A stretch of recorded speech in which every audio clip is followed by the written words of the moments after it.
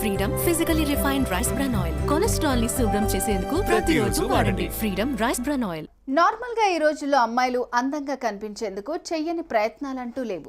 మరీ ముఖ్యంగా spa centre, beauty clinics కు వెళ్లి ఫేషియల్ చేయించుకుంటూ ఉంటారు. ఇంతేకాదు అప్పుడప్పుడు సర్జరీలు కూడా చేయించుకుంటున్నారు. ఇలాగే ఇంకాస్త అందంగా కనిపించాలని ప్రయత్నించి ఫేషియల్ చేయించుకున్న 3 మహిళల కొంప కొల్లేరైంది. అవును, వ్యాంపైర్ ఫేషియల్ చేయించుకున్న కారణంగా ఇప్పుడు వారు HIV బారిన పడ్డారు. మీరు నమ్మినా నమ్మకపోయినా ఇది నిజం. ఈ ఘటనతో మహిళలు ఒక్కసారిగా భయాందోళనకు గురవుతున్నారు. అసలు ఫేషియల్ చేయించుకుంటే HIV సోకడం ఏంటని ఆలోచిస్తున్నారా? ఇంతకు అసలు ఏం జరిగిందంటే,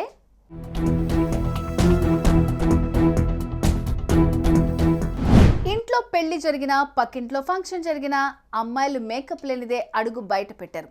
ఆ ఫంక్షన్కు కాస్త లేటుగా అటెండ్ అయినా పర్లేదు, కానీ అందంగా రెడీ అయి వెళ్తుంటారు.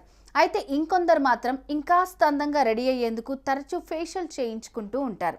అలాగే అందంగా కనిపించాలని ప్రయత్నించి వ్యాంపైర్ ఫేషియల్ చేయించుకున్న ఈ 3 మహిళలు HIV బారిన పట్టం ఇప్పుడు ఆందోళన కలిగిస్తున్న అంశం. వినడానికి కాస్త షాకింగ్గా ఉన్న ఇది నిజం. దీని వెనకాల అసలు ఏం జరిగిందో ఇప్పుడు తెలుసుకుందాం.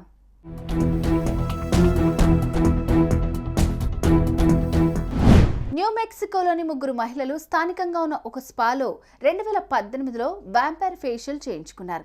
అయితే ఈ ఫేషియల్ చేయించుకున్న తర్వాత దుష్ఫలితాలు ఉన్నాయని ఇటీవల తెలుసుకున్నారు. దీంతో ఈ మహిళలు టెస్టులు చేయించుకోగా HIV పాజిటివ్ అని తేలింది. ఇదే విషయాన్ని centres for disease control and prevention నివేదికలో తెలిపింది. దీంతో HIV సోకిన ఆ మహిళల్ని అన్ని వివరాలు అడిగి తెలుసుకోగా, భర్తతో కాకుండా ఇతర మగాళ్లతో లైంగిక కార్యక్రమాల్లో పాల్గొనలేదని, ఔషధ ఇంజెక్షన్లే కాకుండా రక్తం ఎక్కించుకున్న దాఖలాలు లేవని వాళ్లు తెలిపారు. కానీ 2018లో న్యూ మెక్సికోలో ఓ స్పాలో వ్యాంపైర్ ఫేషియల్ చేయించుకున్నామని తెలిపారు. దీంతో పోలీసులు ఆ స్పా సెంటర్ను పరిశీలించగా సంచలన నిజాలు వెలుగులోకి వచ్చాయి. ఆ స్పా సెంటర్లో వాడి పడేసిన ఇంజెక్షన్లతోనే మరొకరికి వ్యాంపైర్ ఫేషియల్ చేసినట్లుగా నిర్ధారించారు పోలీసులు.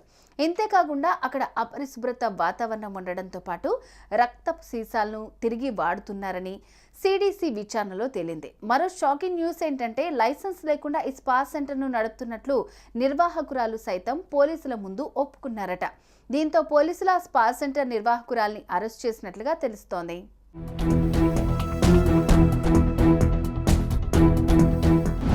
చూసారుగా, ఎలాంటి జాగ్రత్తలు తీసుకోకుండా స్పా సెంటర్ను నడిపి చివరికి 3 ప్రాణాల మీదకు తెచ్చినట్లయింది.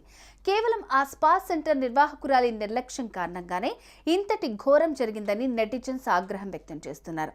ఇలా లైసెన్స్ లేకుండా బ్యూటీ క్లినిక్స్, స్పా సెంటర్లు నడుపుతున్న వారిని గుర్తించి కఠినంగా శిక్షించాలని డిమాండ్ చేస్తున్నారు. ఈ ఫేషియల్ చేయించుకుని HIV బారిన పడ్డ ఈ 3 మహిళల ఘటనపై మీ అభిప్రాయాన్ని కామెంట్ రూపంలో తెలియజేయండి. సుమన్ టీవీలో మీ పర్సనల్ అండ్ బిజినెస్ ప్రమోషన్స్ కోసం కింది నెంబర్కి కాంటాక్ట్ చేయండి.